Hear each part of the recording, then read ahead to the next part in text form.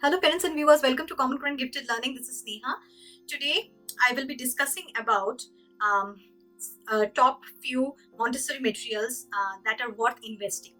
So Montessori way of teaching is a very good way of teaching some really complicated concepts at an early age, and they do need materials, and it's fully material based. So sometimes you can do DIYs and it's okay, but I just wanted to give my personal opinion that there are some Montessori materials that I personally feel are worth investing in, and I'll tell you why.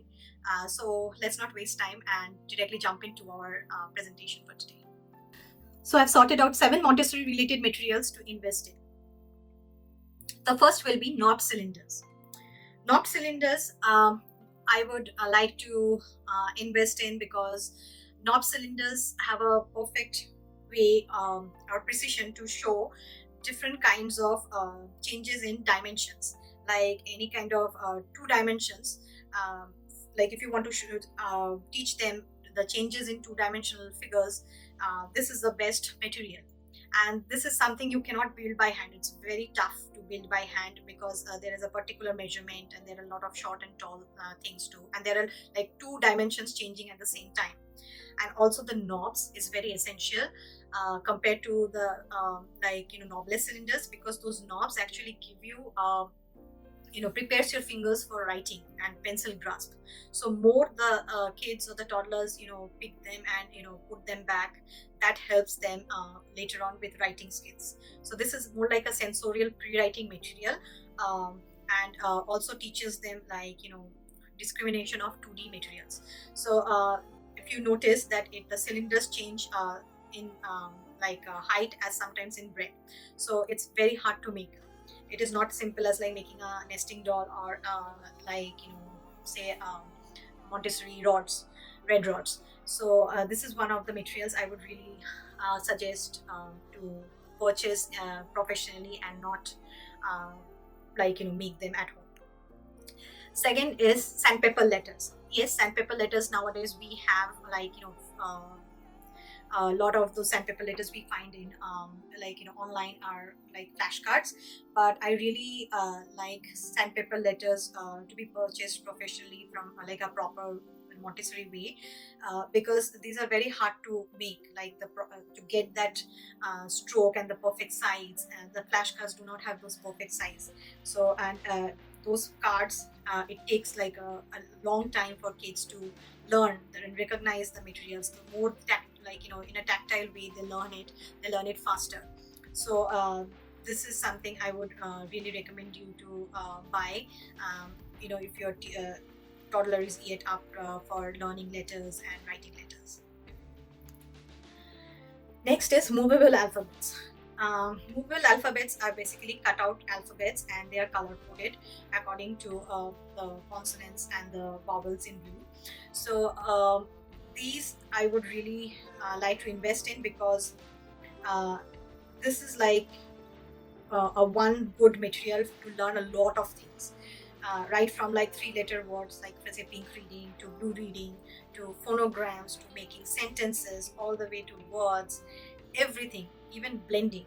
To learn blending, first you can learn with like those as I said, like blending is the main part of to know how to read.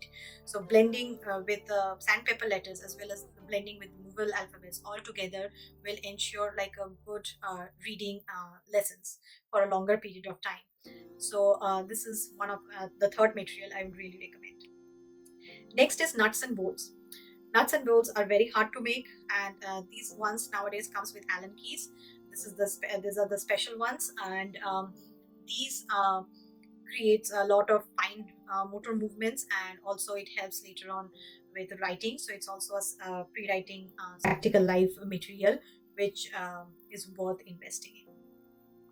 Trace frames. Yes, dress frames are very expensive, and so sometimes you have to find like a good deal on it. I really recommend just laces, buttons, velcro, and like buckles, and chain, of course. You do not have to buy the whole set, and you can pick and choose. Dress frames are very time consuming to make. You have like bigger fishes to fry, like that age, because their sensitive period is passing. So if you want your child to be independent, and really want them to learn this kind of skills early, and like make them much more prepared for preschools and upper grades, I would really recommend you to buy these at a dealership or a deal store. Actually, at the end of the lesson, I do have some suggestions for stores as well. Next material, number 6, I would suggest is stamp game.